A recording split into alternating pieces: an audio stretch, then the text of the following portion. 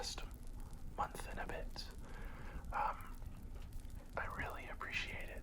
You guys are the reason that I keep making videos, and have been doing 2 or 3 a week now consistently for a while, so I appreciate it very much. If you like this video, please leave a comment below.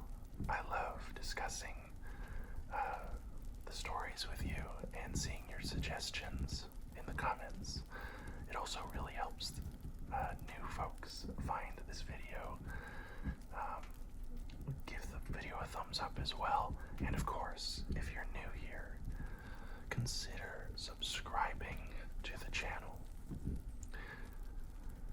But part of the reason that I wanted to return to a whispered format is because today we are finally returning to the Iliad.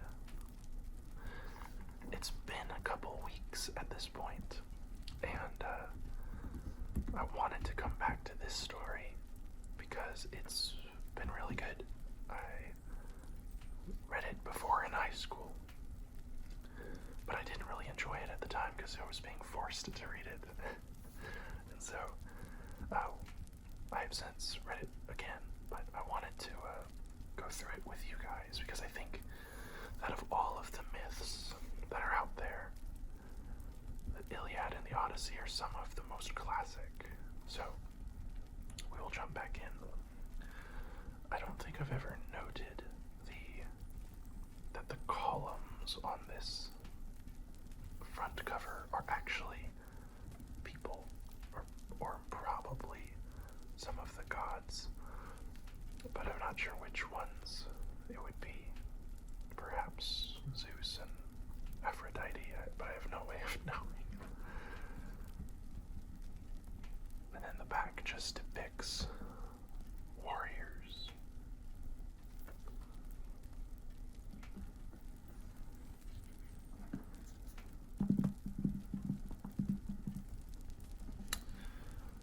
Without further ado, the last time we left off was book 4 of the Iliad. I believe we did book 3 and 4, actually. And if I remember correctly, I want to say that these chapters covered the sort of botched attempt at a duel by Paris and the consequences of that failure. And now we are getting into book 5.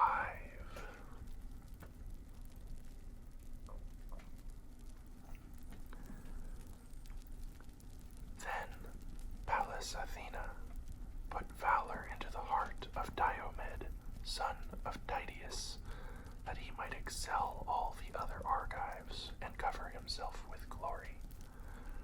She made a stream of fire flare from his shield and helmet, like the star that shines most brilliantly in summer after its bath in the waters of Oceanus. Even such a fire did she kindle upon his head and shoulders as she bade him speed into the thickest hurly-burly of the fight. Now there was a certain rich and honorable man among the Trojans, priest of Hephaestus, and his name was Dares.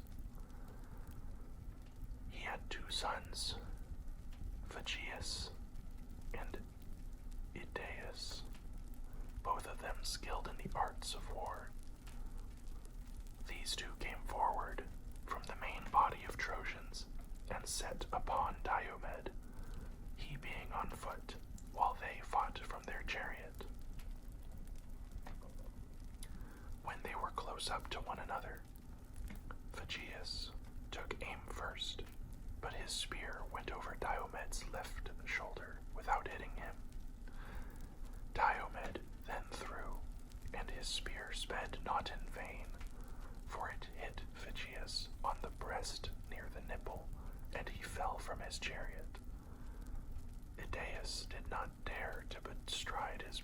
body, but sprang from the chariot and took to flight, or he would have shared his brother's fate. Whereon Hephaestus saved him by wrapping him in a cloud of darkness, that his old father might not be utterly overwhelmed with grief. But the son of Tydeus drove off with the horses and bade his followers take them to the ships. The Trojans were scared when they saw the two sons of Dares, one of them in flight and the other lying dead by his chariot.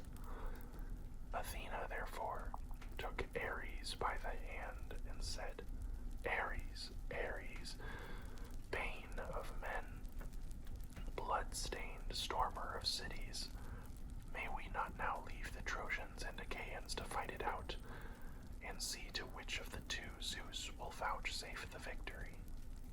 Let us go away, and thus avoid his anger. So saying, she drew Ares out of the battle, and set him down upon the steep banks of the Scamander. Upon this the Danaans drove the Trojans back, and each one of their chieftains killed his man. First King Agamemnon flung mighty Odius, captain of the Halizoni, from his chariot. The spear of Agamemnon caught him on the broad of the back, just as he was turning in flight. It struck him right between the shoulders, and went right through his chest, and his armor rang rattling around him as he fell heavily to the ground. Then Idomeneus killed Phaesus, son of Boris, the Maeonian, who had come from Tarn. Mighty Idomeneus speared him right in the right shoulder as he was mounting his chariot, and the darkness of death enshrouded him as he fell heavily from the car.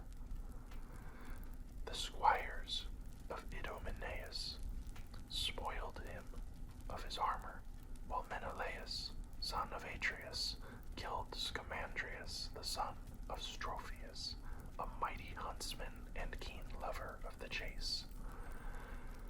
Artemis herself had taught him how to kill every kind of wild creature that is bred in mountain forests, but neither she nor his famed skill in archery could save him now, for the spear of Menelaus struck him in the back as he was flying. It struck him between the shoulders and went right through his chest, so that he fell headlong, and his armor rang rattling around him. Meriones then killed Pheroclus, the son of Tecton, who was the son of Harmon, a man whose hand was skilled in all manner of cunning workmanship. For Pallas, Athena, had dearly loved him. He it was that made the ships for Paris, which were the beginning of all mischief, and brought evil alike both on the Trojans and on Paris himself. For he heeded not the decrees of heaven. Meriones overtook him as he was flying and struck him on the right buttock. The point of the spear went through the bone into the bladder, and death came upon him as he cried aloud and fell forward on his knees.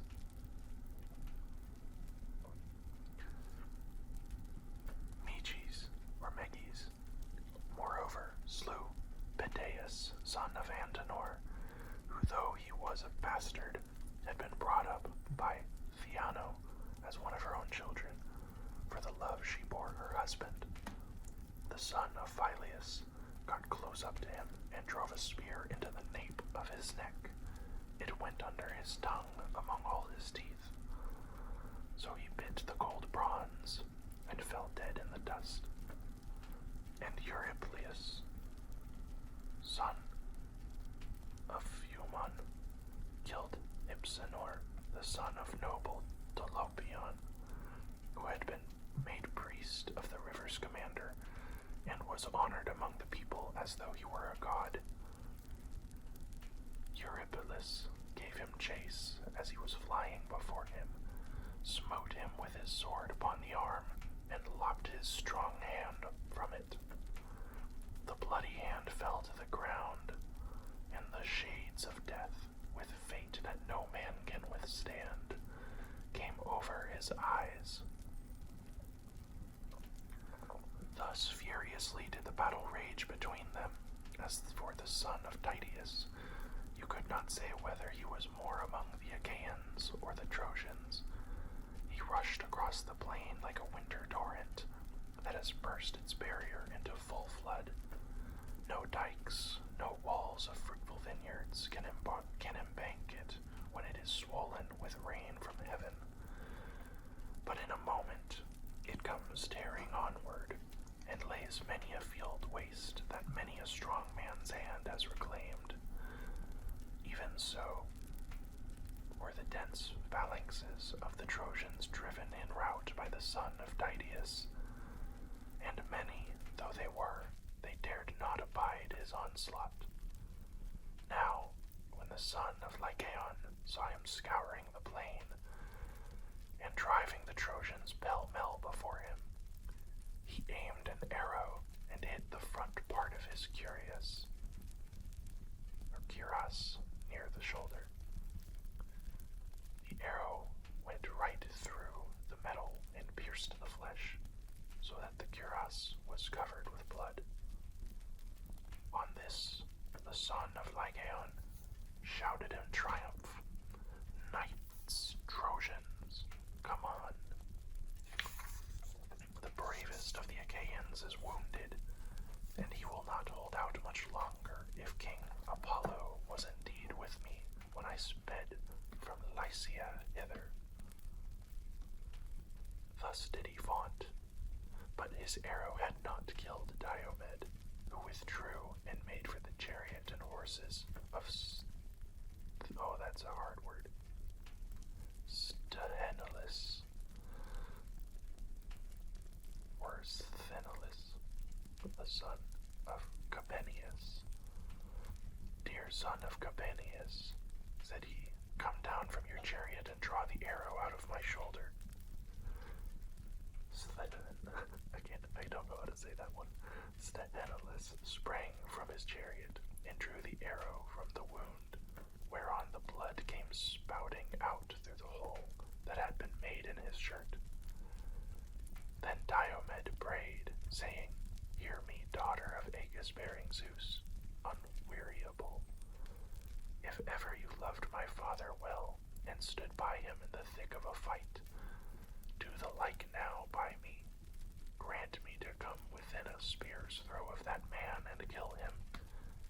He has been too quick for me, and has wounded me, and now he is boasting that I shall not see the light of the sun much longer." Thus he prayed, and Pallas Athena heard him. She made his limbs supple and quickened his hands and his feet. Then she went close up to him and said, "Fear not, Diomed, to do battle with the Trojans, for I have set in your heart the spirit of your knightly father Tydeus. Moreover, I have withdrawn the veil from your eyes, that you may know gods and men apart. If then any other god comes here and offers you battle, do not fight him, but should Zeus's daughter Aphrodite come, strike her with your spear and wound her." When she had said this, Athena went away, and the son of Tydeus again took his place among the foremost fighters, 3 times more fierce even than he had been before. He was like a lion that some mountain shepherd has wounded but not killed, as he is springing over the wall of a sheep-yard to attack the sheep. The shepherd has roused the brute to fury, but cannot defend his flock, so he takes shelter under the cover of buildings, while the sheep, panic-stricken on being deserted, are smothered in heaps one on top of the other, and the angry lion leaps out over the sheep-yard wall. Even thus did Diomed furiously go about among the Trojans. He killed Astinus and Hyperon, shepherd of his people. The one with a thrust of his spear withstruck him above the nipple, and the other severed his shoulder from his neck and back. He let both of them lie and went in pursuit of Abbas and Polyidus, sons of the old reader of dreams, Eurydamas. They never came back for him to read them any more dreams, for mighty Diomedes made an end of them. He then gave chase to Xanthus and Thune, the two sons of Phaenops, both of them very dear to him, for he was now worn out with age and begat no more sons to inherit his possessions. But Diomedes took both their lives and left their father sorrowing bitterly, for he never more saw them come home from battle alive, and his kinsmen divided his wealth among themselves. Then he came upon two sons of Priam, Ecamon and Chromius, as they were both in one chariot. He sprang upon them as a lion fastens on the neck of some cow or heifer when the herd is feeding in a coppice. For all their vain struggles, he flung them both from their chariot and stripped the armor from their bodies. Then he gave their horses to his comrades to take them back to the ships. When Aeneas, that's a famous name. There's another book called the Aeneid by Virgil, a Roman poet, that is based on this character, so he's important. Remember that name. When Aeneas saw him thus making havoc among the ranks, he went through the fight amid the rain of spears to see if he could find Pandarus. When he had found the brave son of Lycaon, he said, "Pandarus, where is now your bow, your winged arrows, and your renown as an archer, in respect of which no man here can rival you, nor is there any in Lycia that can beat you? Lift then your hands to Zeus, and send an arrow at this fellow who is going so masterfully about, and has done such deadly work among the Trojans. He has killed many a brave man, unless indeed he is some god who is angry with the Trojans about their sacrifices, and has set his hand against them in his displeasure." And the son of Lycaon answered, "Aeneas, I take him for none other than the son of Tydeus. I know him by his shield, the visor of his helmet, and by his horses. It is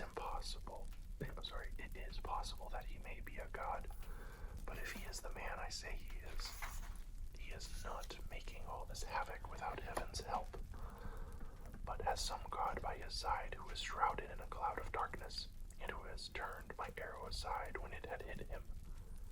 I have taken aim at him already and hit him on the right shoulder. My arrow went through the breastpiece of his cuirass, and I made sure I should send him hurrying to the world below. But it seems that I have not killed him. There must be a god who is angry with me. Moreover, I have neither horse nor chariot. In my father's stables there are 11 excellent chariots, fresh from the builder, quite new, with cloths spread over them, and by each of them there stand a pair of horses champing barley and rye. My old father Lycaon urged me again and again when I was at home and on the point of starting to take chariots and horses with me that I might lead the Trojans in battle. But I would not listen to him. It would have been much better if I had done so, but I was thinking about the horses, which had been used to eat their fill, and I was afraid that in such a great gathering of men they might be ill-fed. So I left them at home and came on foot to Ilium, armed with my bow and my arrows. These, it seems, are of no use, for I have already hit 2 chieftains, the son of Atreus and of Tydeus, and though I drew blood surely enough, I have only made them still more furious. I did ill to take my bow down from its peg on the day I led my band of Trojans to Ilium in Hector's service. And And if ever I get home again to set eyes on my native place, my wife, and the greatness of my house, may someone cut off my head off then. And there, if I do not break the bow and set it on a hot fire, such pranks as it plays me. Aeneas answered, Say no more. Things will not mend till we two go against this man with chariot and horses, and bring him to a trial of arms. Mount my chariot, and note how cleverly the horses of Trojans can speed hither and thither over the plain in pursuit or flight. If Zeus again vouchsafes glory to the son of Tydeus, they will carry us safely back to the city. Take hold, then, of the whip and reins while I stand upon the car to fight, or else do you wait this man's onset while I look after the horses. Aeneas, replied the son of Lycaon, take the reins and drive. If we have to fly before the son of Tydeus, the horses will go better for their own driver. If they miss the sound of your voice, when they expect it, they may be frightened and refuse to take us out of the fight. The son of Tydeus will then kill both of us and take the horses. Therefore, drive them yourself, and I will be ready for him with my spear. They then mounted the chariot and drove full speed towards the son of Tydeus. Sthenelus, son of Capeneus, saw them coming and said to Diomed, son of Tydeus, man after my own heart, I see two heroes speeding towards you, both of them men of might, the one a skillful archer, Pandarus, son of Lycaon, the other, Aeneas, whose sire is Anchises, while his mother is Aphrodite. Mount the chariot and let us retreat. Do not, I pray you, press so furiously forward, or you may get killed. Diomed looked angrily at him and answered, Talk not of flight, for I shall not listen to you. I am of a race that knows neither flight nor fear, and my limbs are as yet unwearied. I am in no mind to mount, but will go against them even as I am. Pallas Athena bids me be afraid of no man, and even though one of them escape, their steeds shall not take both back again. I say further, and lay my saying to your heart, if Athena sees fit to vouchsafe me the glory of killing both, stay your horses here and make the reins fast to the rim of the chariot. Then be sure you spring upon Aeneas's horses and drive them from the Trojan to the Achaean ranks. They are of the stock that great Zeus gave to Tros in payment for his sons Ganymede, and are the finest that live and move under the sun. King Anchises stole the blood by putting his mares to them without Laomedon's knowledge, and they bore him 6 foals. 4 are still in his stables, but he gave the other 2 to Aeneas. We shall win great glory if we can take them. Thus did they converse, but the other 2 had now driven close up to them, and the son of Lycaon spoke first. Great and mighty son, said he, of noble Tydeus, my arrow failed to lay you low, so I will now try with my spear. He poised his spear as he spoke, and hurled it from him. It struck the shield of the son of Tydeus. The bronze point pierced it, and passed on till it reached the breastplate. Thereon the son of Lycaon shouted out and said, You are hit clean through the belly. You will not stand out for long, and the glory of the fight is mine. But Diomed, all undismayed, made answer, You have missed, not hit, and before you 2 see the end of this matter, one or other of you shall glut. Tough shielded Ares with his blood. With this he hurled his spear, and Athena guided it onto Pandarus's nose near the eye. It went crashing in among his white teeth. The bronze point cut through the root of his tongue, coming out under his chin, and his glistening armor rang rattling around him as he fell heavily to the ground. horses started aside for fear, and he was reft of life and strength. Aeneas sprang from his chariot, armed with shield and spear, fearing lest the Achaeans should carry off the body. He bestrode it as a lion in the pride of strength, with shield and spear before him and a cry of battle on his lips, resolute to kill the first that should dare face him. But the son of Diomedes caught up a mighty stone, so huge and great that as men now were, it would take two to lift it. Nevertheless, he bore it aloft with ease unaided, and with this he struck Aeneas on the groin where the hip turns in the joint that is called the cup bone. The stone crushed this joint and broke both the sinews, while its jagged edges tore away all the flesh. The hero fell on his knees and propped himself with his hand resting on the ground till the darkness of night fell upon his eyes.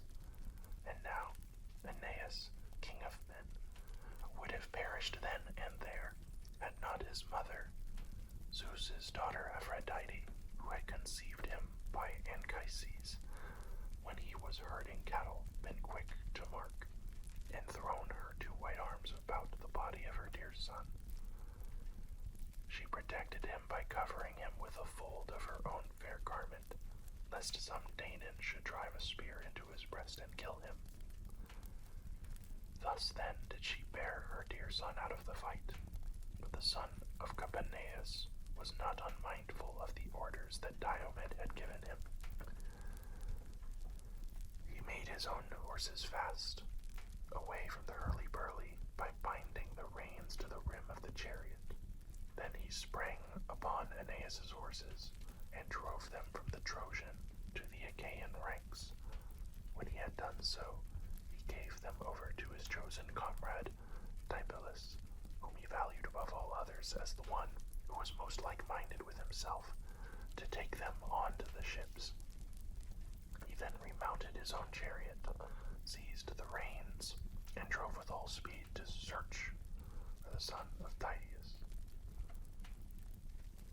Now the son of Diomedes was in pursuit of the Cyprian goddess, spear in hand, for he knew her to be feeble, and not one of those goddesses that can lord it among men in battle like Athena, or Enyo, the waster of cities. And when at last, after a long chase, he caught up her, he flew at her and thrust his spear into the flesh of her delicate hand. The point tore through the ambrosial robe which the Graces had woven for her, and pierced the skin between her wrist and the palm of her hand, so that the immortal blood, or ichor, that flows in the veins of the blessed gods, came pouring from the wound. For the gods do not eat bread nor drink wine, hence they have no blood such as ours, and are immortal. Aphrodite screamed aloud and let her son fall, but Phoebus Apollo caught him in his arms and hid him in a cloud of darkness, lest some Danaan should drive a spear into his breast and kill him. And Diomedes shouted as he left, "Daughter of Zeus, leave war and battle alone. Can you not be contented with beguiling silly women? If you meddle with fighting, you will get what you make. You will get what will make you shudder at the very name of war." The goddess went dazed and discomfited away, and Iris, fleet as the wind, drew her from the throng, in pain and with her fair skin all besmirched.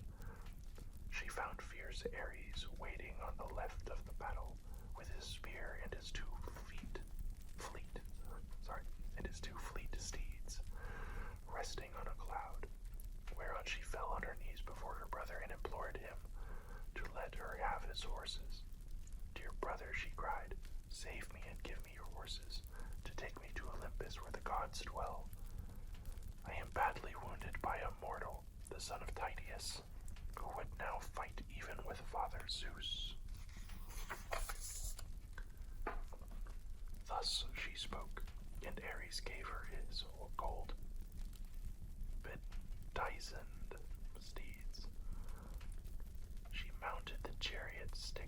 sick and sorry at heart, while Iris sat behind her and took the reins in her hand. She lashed her horses on, and they flew forward, nothing loath, till in a trice they were at high Olympus, where the gods have their dwelling. There she stayed them, unloosed them from the chariot, and gave them their ambrosial forage. But Aphrodite flung herself onto the lap of her mother, Dione, who threw her arms about her and caressed her, saying, "Which of the heavenly beings has been treating you in this way, as though you had been doing something wrong in the face of day?" And a laughter-loving Aphrodite answered, "Proud Diomed, the son of Tydeus, wounded me because I was bearing my dear son Aeneas, whom I love best of all mankind, out of the fight. The war is no longer one between Trojans and Achaeans, for the Danaans have now taken to fighting with the immortals." "Bear it, my child," replied Dione, "and making the best of it. We dwellers in Olympus have to put up with much at the hands of men, and we lay much suffering on one another. Ares had to suffer when Otis and Ephialtes, children of Aloeus, bound him in a cruel bonds, so that he lay 13 months imprisoned in a vessel of bronze. Ares would have then perished had not fair Eiriboe, I'm not sure what that is, stepmother to the sons of Aloeus, told Hermes, who stole him away when he was already well nigh worn out by the severity of his bondage. Hera again suffered when the mighty son of Amphitryon wounded her on the right breast with a 3-barbed arrow, and nothing could assuage her pain. So also did huge Hades, when this same man, the son of Aegis-bearing Zeus, hit him with an arrow even at the gates of hell and hurt him badly.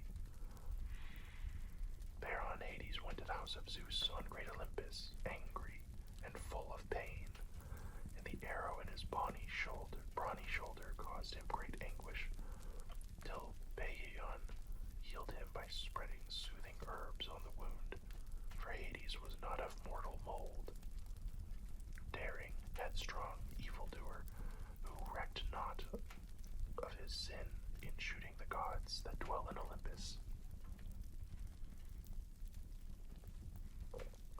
And now Athena has egged this son of Tydeus on against yourself. Fool that he is, for not reflecting that no man who fights with gods will live long, or hear his children prattling about his knees when he returns from battle. Let then the son of Tydeus see that he does not have to fight with one who is stronger than you are. Then shall his brave wife, Aegialea, daughter of Adrestus, rouse her whole house from sleep, wailing for the loss of her wedded lord Diomed, the bravest of the Achaeans." So saying, she wiped the ichor from the wrist of her daughter with both hands, whereon the pain left her, and her hand was healed. But Athena and Hera, who were looking on, began to taunt Zeus with their mocking talk, and Athena was first to speak.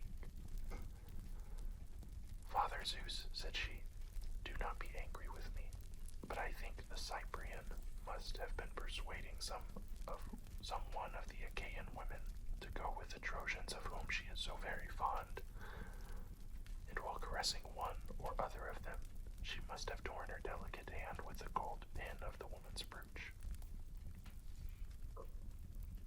The sire of gods and men smiled, and called golden Aphrodite to his side. "My child," said he, "it has not been given you to be a warrior.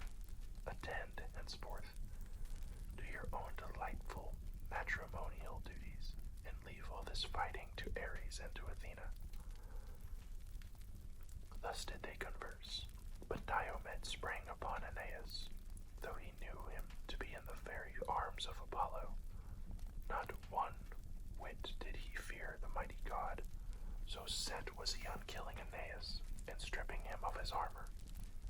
thrice did he spring forward, with might and main to slay him, and thrice did Apollo beat back his gleaming shield. When he was coming on for the fourth time, as though he were a god, Apollo shouted to him with an awful voice and said, "Take heed, son of Tydeus, and draw off. Think not to match yourself against gods. For men that walk the earth cannot hold their own with the immortals." The son of Tydeus then gave way for a little space to avoid the anger of the god, while Apollo took Aeneas out of the crowd and set him in sacred Pergamus, where his temple stood.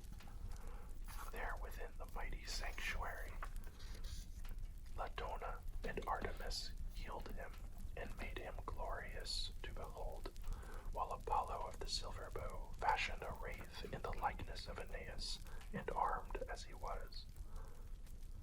Round this the Trojans and Achaeans hacked at the bucklers about one another's breasts, hewing each other round the shields and light hide-covered targets. Then Phoebus Apollo said to Ares, "Ares, Ares, bane of men, blood-stained stormer of cities, can you not go to this man, the son of Tydeus, who would now fight even with Father Zeus, and draw him out of the battle?" He first went up to the Cyprian, and wounded her in the hand near her wrist, and afterwards sprang upon me too, as though he were a god. He then took his seat on top of Pergamus, while murderous Ares went about the ranks of the Trojans, cheering them on in the likeness of fleet Acamas, chief of the Thracians. "Sons of Priam," said he, "how long will you let your people be thus slaughtered by the Achaeans?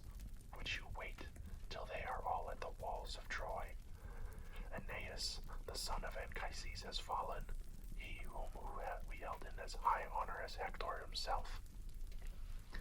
Help me then to rescue our brave comrade from the stress of the fight." With these words he put heart and soul into them all. Then Sarpedon rebuked Hector very sternly. "Hector," said he, "where is your prowess now? You used to say that though you had neither people nor allies, you could hold the town alone with your brothers and brothers-in-law.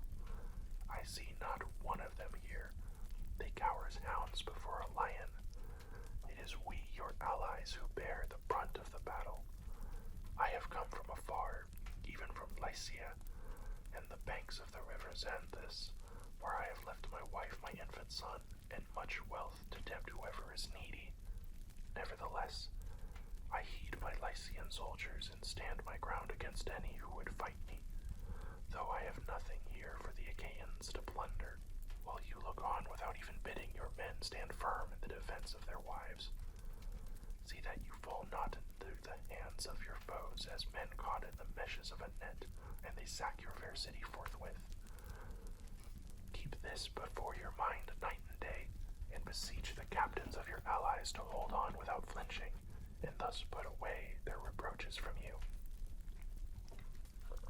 So spoke Sarpedon, and Hector smarted under his words. He sprang from his chariot, clad in his suit of armor, and went about among the host, brandishing his two spears, exhorting the men to fight and raising the terrible cry of battle.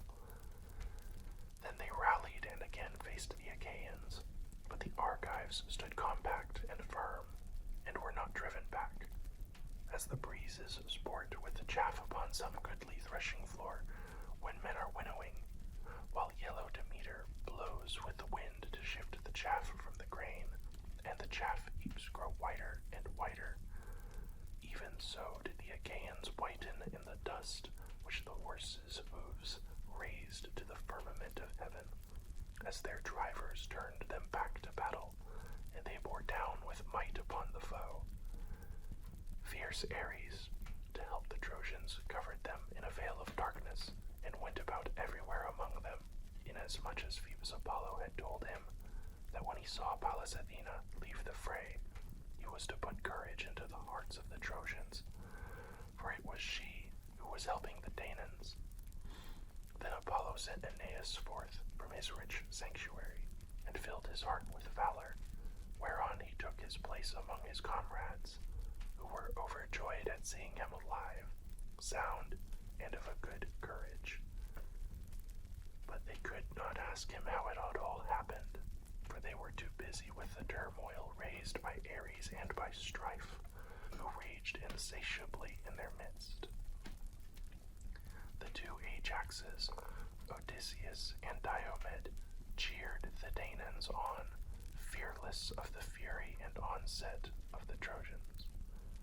They stood as still as clouds which the son of Cronus has spread upon the mountain tops, where there is no air, and fierce Boreas sleeps with the other boisterous winds, whose shrill blasts scatter the clouds in all directions.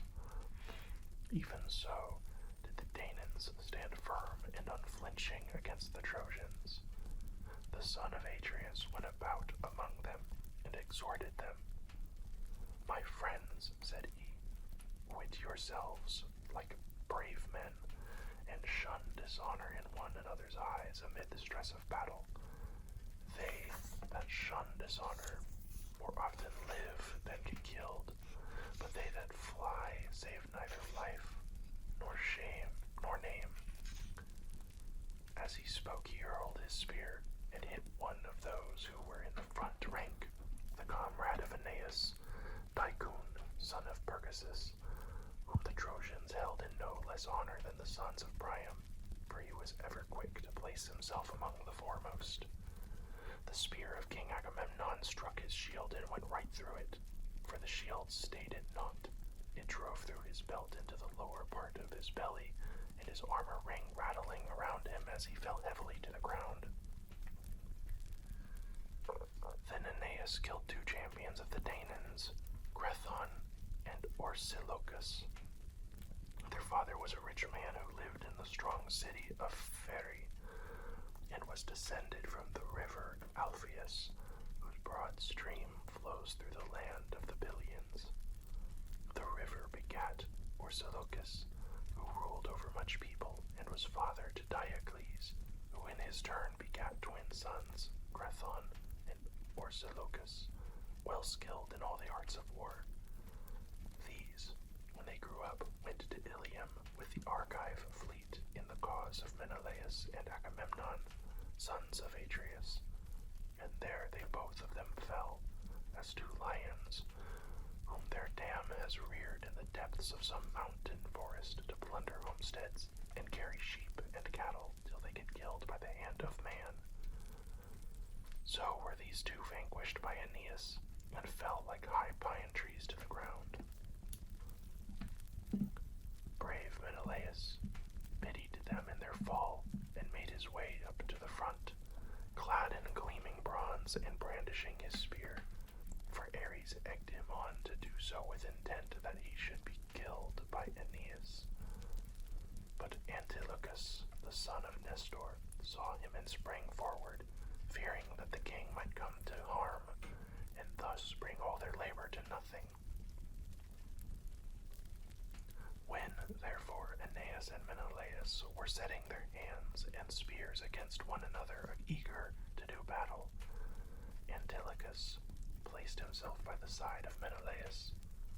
Aeneas, bold though he was, drew back on seeing the two heroes side by side in front of him, so they drew the bodies of Gredion and Orsilochus to the ranks of the Achaeans, and committed the two poor fellows into the hands of their comrades. They then turned back and fought in the front ranks.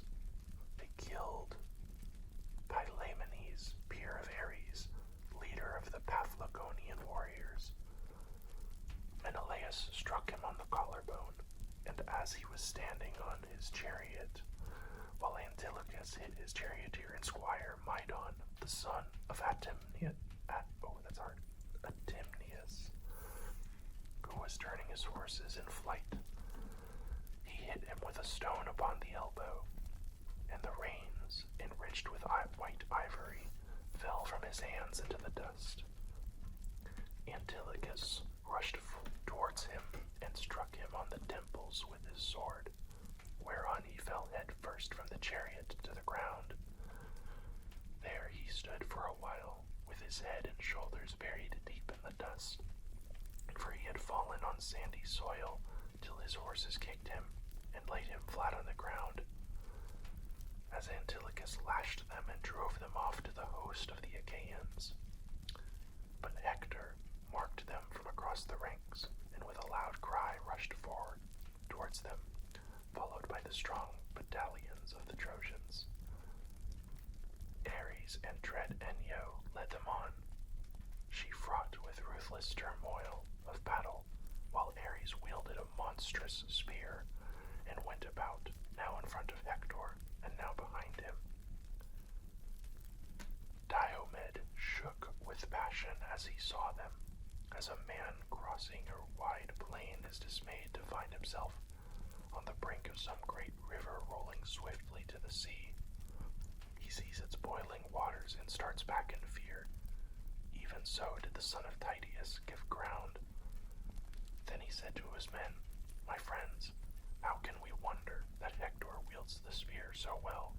Some god is ever by his side to protect him, and now Ares is with him in the likeness of mortal man. Keep your faces therefore towards the Trojans, but give ground backwards, for we dare not fight with gods." As he spoke, the Trojans drew up close, and Hector killed 2 men, both in one chariot, Menestheus and Anchialus, heroes well versed in war. Ajax, son of Telamon, pitied them in their fall.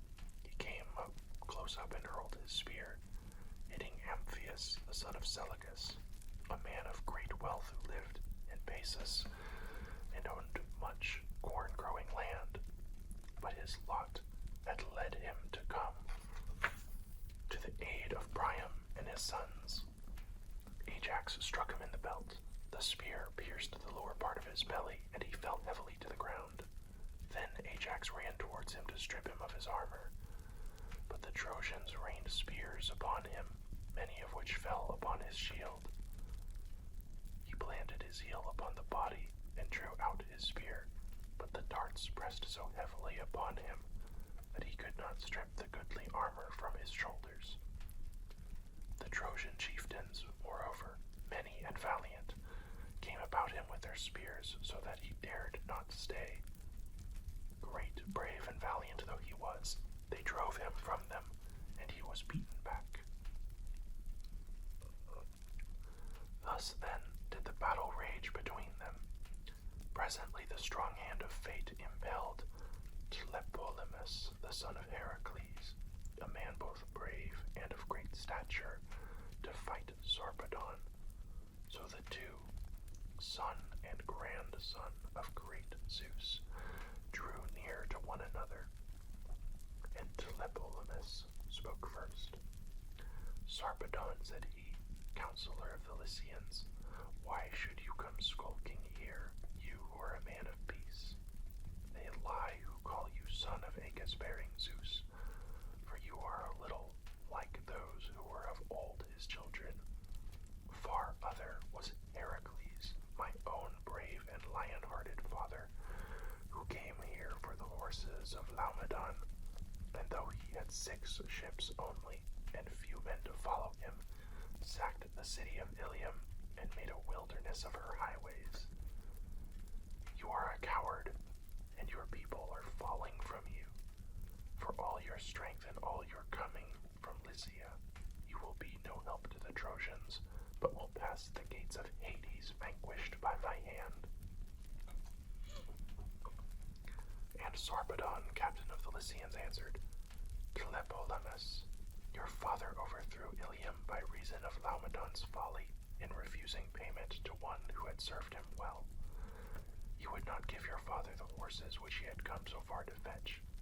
As for yourself, you shall meet death by my spear.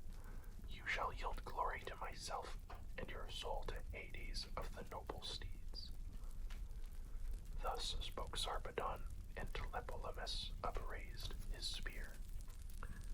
They threw at the same moment, and Sarpedon struck his foe in the middle of his throat. The spear went right through, and the darkness darkness of death fell upon his eyes. Tlepolemus' spear struck Sarpedon on the left thigh with such force that it tore through the flesh and grazed the bone, but his father as yet warded off destruction from him.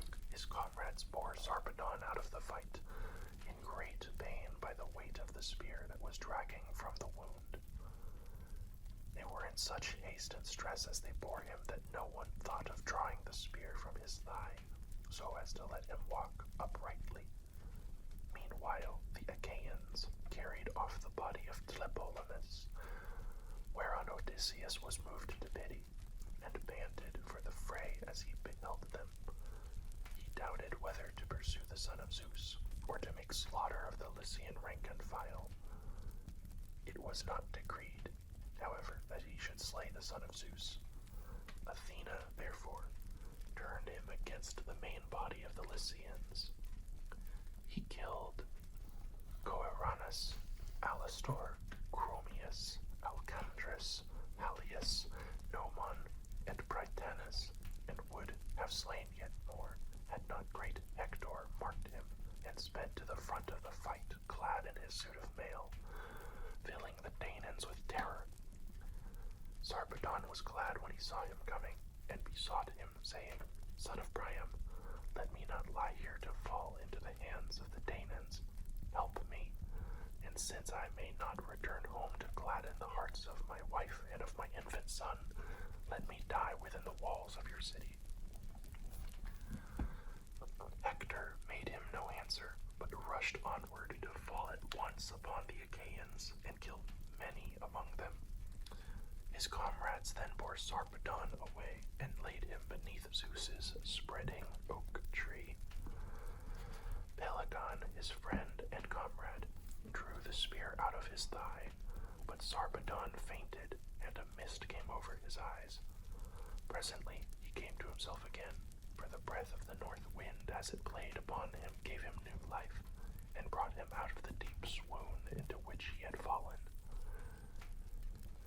Meanwhile, the Argives were neither driven towards their ships by Ares and Hector, nor yet did they attack them. When they knew that Ares was with the Trojans, they retreated, but kept their faces still turned towards the foe.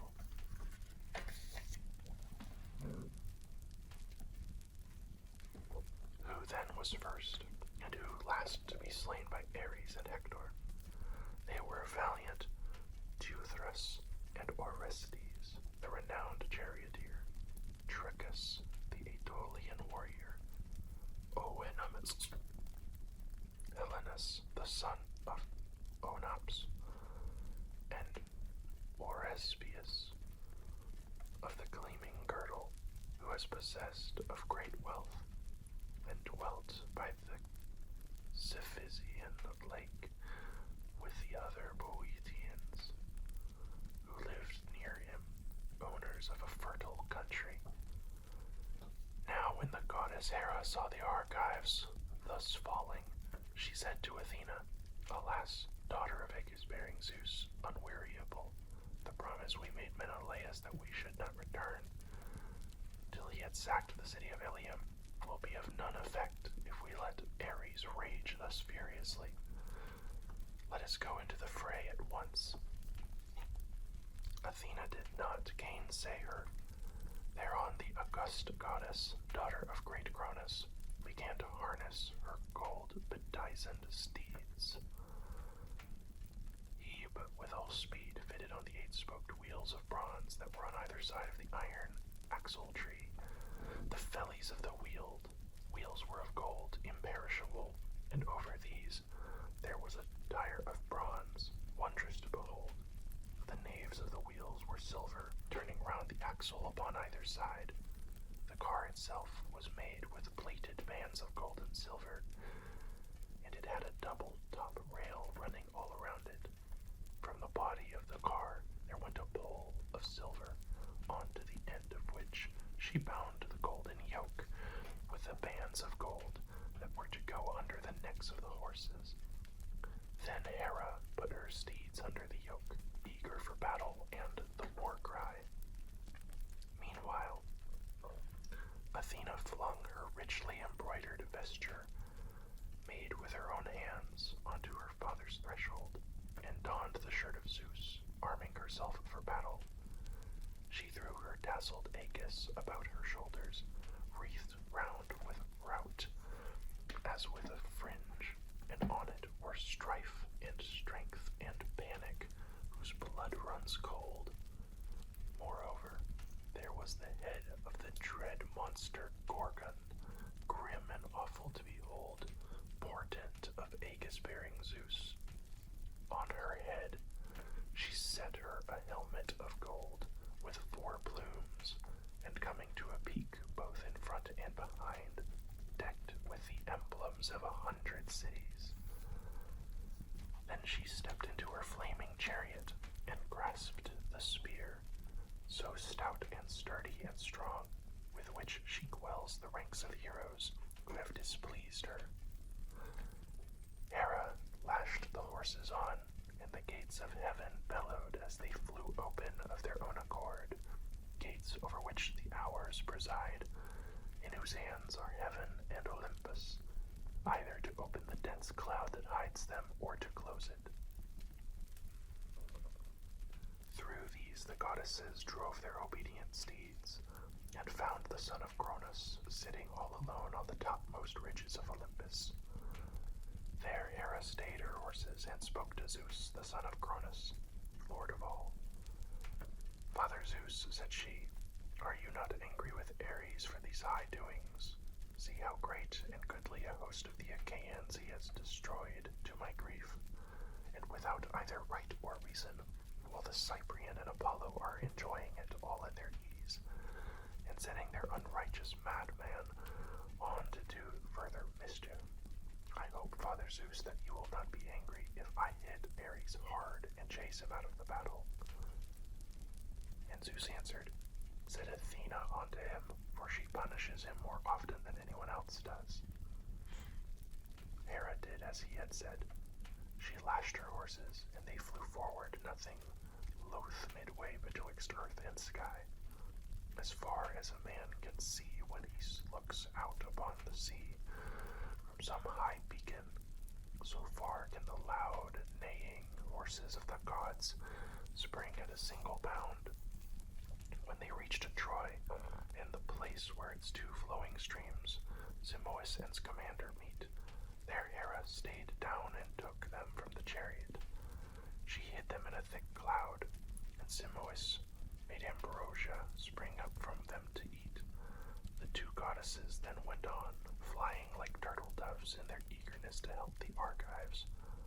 When they came to the part where the bravest and most in number were gathered about mighty Diomedes, fighting like lions or wild boars of great strength and endurance, there Hera stood still and raised a shout like that of brazen-voiced Stentor, whose cry was as loud as that of 50 men together.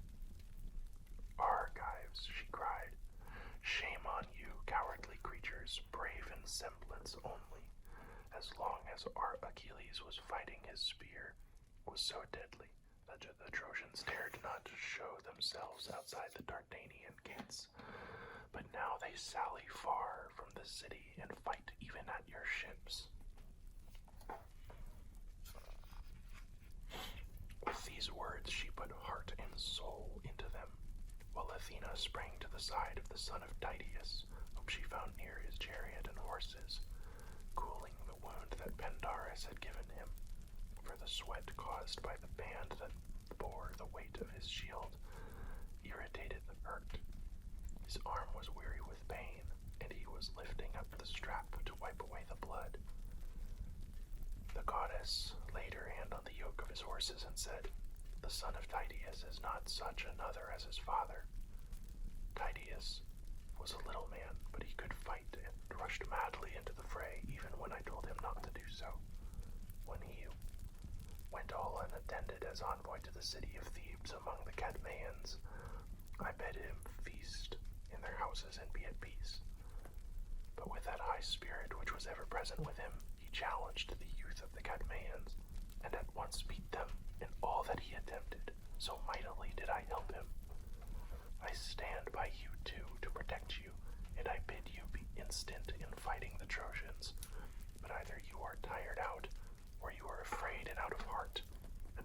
case, I say that you are no true son of Tydeus, the son of Aeneas.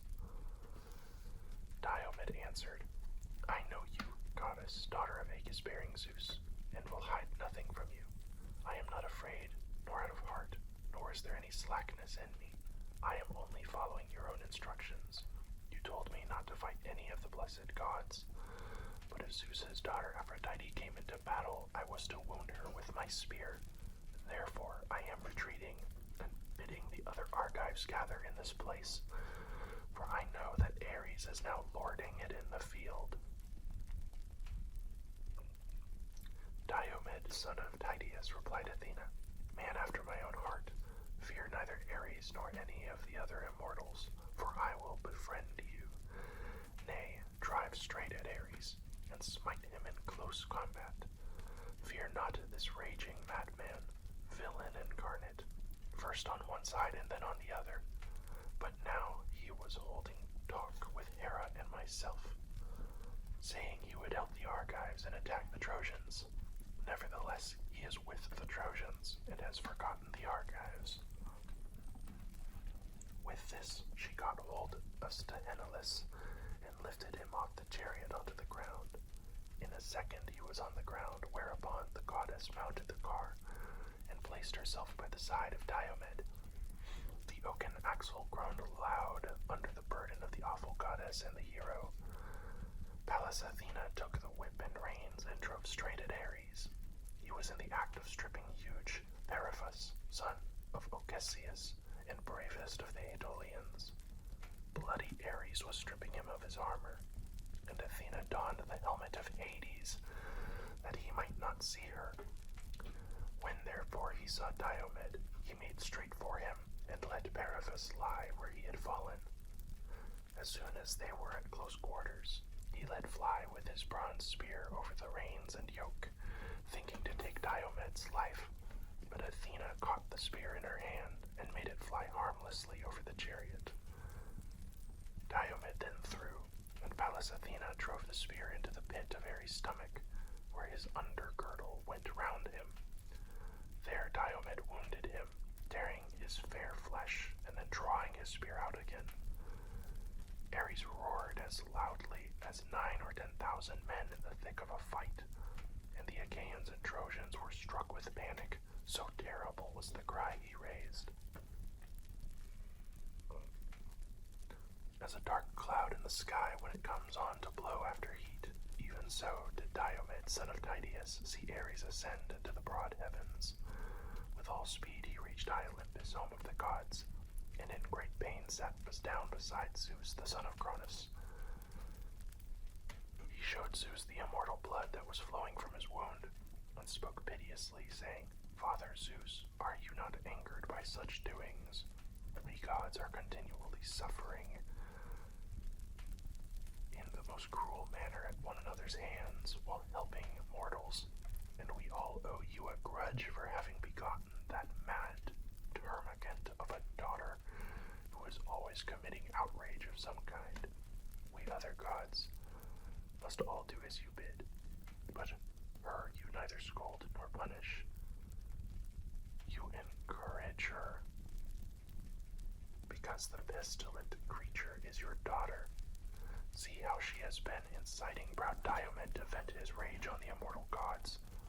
First he went up to the Cyprian and wounded her in the hand near her wrist, and then he sprang upon me too as though he were a god. Had I not run for it, I must either have lain there for long enough to torments among the ghastly corpses, or have been beaten alive with spears till I had no more strength left in me. Zeus looked angrily at him and said, Do not come whining here, sir, facing both ways. I hate you worst of all the gods in Olympus, for you are ever fighting and making mischief. You have the intolerable and stubborn spirit of your mother Hera. It is all I can do to manage her, and it is her doing that you are now in this plight. Still, I cannot let you remain longer in such great pain. You are my own offspring, and it was by me that your mother conceived you. If, however, you had been the son of any other god, you are so destructive that by this time you should have been lying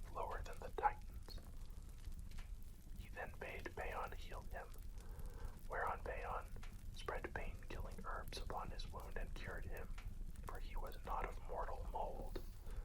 As the juice of the fig tree curdles milk and thickens it in a moment, though it is liquid, even so instantly did Phaon cure fierce Ares. Then Hebe washed him and clothed him in goodly raiment, and he took his seat by his father Zeus, all glorious to behold. But Hera of Argos and Athena of Alalcomene, now that they had put a stop to the murderous doings of Ares, went back again to the house of Zeus. And that will conclude our reading of the Iliad for tonight. I hope you enjoyed that book of the Iliad. I'm really enjoying this story. That's why I ultimately wanted to return to it. I think it makes a great long-form video because each chapter seems to take about an hour to read through.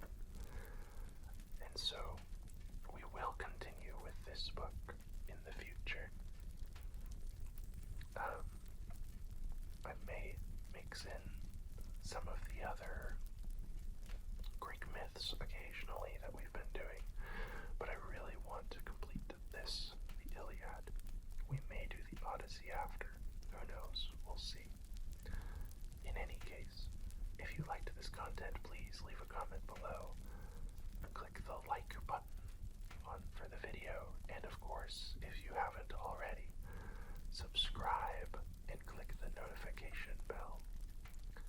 I hope you all have a very pleasant rest of the week until I see you next time.